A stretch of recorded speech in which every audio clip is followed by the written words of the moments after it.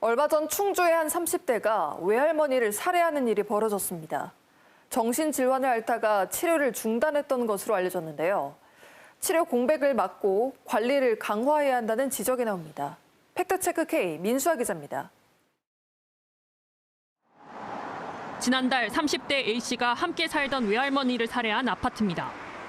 조울증을 앓던 A씨는 2년 전 입원 치료까지 받았지만 퇴원한 이후엔 약을 복용하거나 별도의 치료를 받지 않은 것으로 조사됐습니다.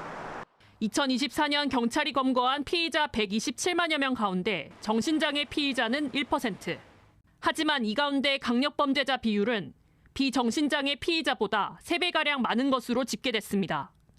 증세가 악화하지 않도록 꾸준히 치료받아야 하지만 약물 복용이나 진료를 강제할 방법은 없습니다. 각 시군 정신건강복지센터는 등록된 정신질환자를 대상으로 전화나 방문을 통해 환자의 상태를 확인합니다. 하지만 이런 사례 관리도 당사자의 동의를 받아야 가능합니다. 병에 대한 인식이 부족하거나 치료를 거부하는 중증 환자는 관리 사각지대에 놓이게 되는 셈입니다. 실제 2024년 충북 병의원에서 진료받은 정신질환자는 8만 1천여 명.